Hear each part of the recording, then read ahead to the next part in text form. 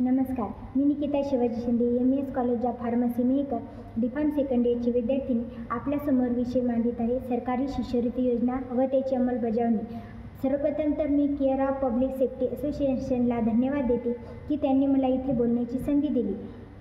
आपल्या देशामध्ये अनेक शिष्यवृत्ती योजना राबवल्या जातात, त्यामध्ये काही केंद्रशासित तर काही राज्यशासित शिष्यवृत्ती योजना आहेत। केंद्रशासित शिष्यवृत्ती योजना जर बघितल्या तर अल्पसंख्याक शिष्यवृत्ती योजना या योजनेमध्ये आर्थिकदृष्ट्या दुर्बल घटकातील विद्यार्थ्यांना त्यांच्या राहण्यासाठी जो शुल्क दिला जातो त्याला अल्पसंख्याक शिष्यवृत्ती योजना असे म्हटले जाते। त्यानंतर केंद्रशासित शिष्यवृत्ती योजना राज्यशासित शिष्यवृत्ती योजना जर बघितल्या तर राजश्री छत्रपती शाहू महाराज शिष्यवृत्ती योजना या योजनेमध्ये त्या विद्यार्थ्यांना शिक्षण शुल्क, परीक्षा शुल्क तसेच अनुसूचित जाती व जमातीच्या विद्यार्थ्यांना परदेशात लागणारा जो काही खर्च आहे तो या योजनेमध्ये माफ केला जातो। त्यानंतर डॉक्टर पंजाबराव देशमुख वसतिगृह निर्वाह भत्ता योजना या योजनेमध्ये व्यावसायिक शिक्षण घेणाऱ्या विद्यार्थ्यांना जो काही खर्च लागतो तसेच या योजनेचा लाभ घेणारे विद्यार्थी हे त्याच्या पालकाचे उत्पन्न 8 लाखापेक्षा कमी असावे लागते, तसेच ते विद्यार्थी अल्पभूधारक असले पाहिजे। या योजनेची उद्दिष्टे काय आहे तर विद्यार्थ्यांना व्यावसायिक शिक्षण घेण्यासाठी आर्थिक मदत करणे, त्यांना नोकरी मिळवण्यासाठी प्रोत्साहन देणे, देशामध्ये साक्षरतेचे प्रमाण वाढवणे ही या योजनेची प्रमुख उद्दिष्टे आहेत। शिष्यवृत्ती म्हणजे काय हे जर आपल्याला बघायचे असले तर याचे मी छोटेसे उदाहरण देते।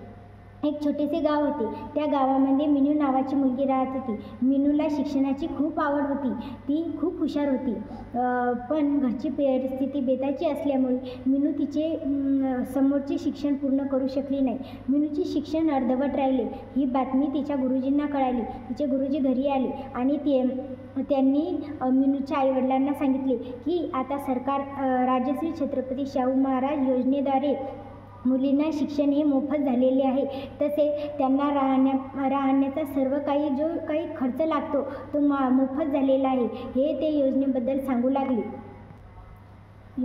सांगू लागले आणि त्यांनी मीनूचे ॲडमिशन हे तालुक्याच्या ठिकाणी करून दिले आणि हे सर्व काही झाले हे फक्त शिष्यवृत्तीमुळे। मीनूच्या आईचे स्वप्न होते मीनूला डॉक्टर करायचे, पण जर शिष्यवृत्ती भेटली नसती तर मीनू डॉक्टर झाली नसती। एका आईचे स्वप्न अधुरे राहिले असते, एका मुलीची शिक्षणाची जी आस आहे ती अधुरी राहिली असती। शिष्यवृत्ती म्हणजे काय हे जर बघायचे झाले तर दिव्यामधली वात आहे शिष्यवृत्ती, उगवत्या सूर्याची किरण आहे शिष्यवृत्ती, आकाशी झेप घेण्याची वाट आहे शिष्यवृत्ती। राज्य शासनाद्वारे दरवर्षी राज्य शासन अनेक शिष्यवृत्ती योजना काढते आणि ते राबवते, पण खरंच ह्या सर्व शिष्यवृत्ती योजना दरवर्षी राबवल्या जातात? खरंच या प्रत्येक विद्यार्थ्यापर्यंत योजना पोहोचतात?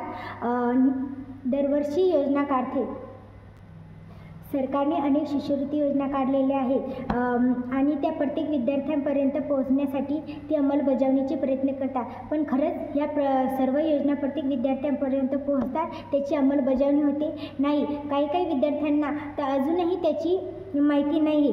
तसेच 2018-19-20-21 जर बघता 6,58,575 विद्यार्थ्यांनी शिष्यवृत्तीसाठी अर्ज केले आणि त्यामध्ये 4,553,525 विद्यार्थ्यांचे अर्ज पास झाले। अजूनही 75% विद्यार्थी हे शिष्यवृत्ती योजनेचा लाभ घेत नाही, योजनेचा लाभ घेत नाही, त्याच्यापासून ते वंचित आहे। मग खरंच प्रत्येक विद्यार्थ्यांना सरकारी शिष्यवृत्ती ही मिळते? फक्त शिष्यवृत्ती योजना काढून चालणार नाही, तर त्या योजनेची अंमलबजावणी व्हायला पाहिजे, ती सर्वांपर्यंत पोहोचायला पाहिजे, तेव्हाच कुठे खरा आपला देश साक्षर होईल। धन्यवाद।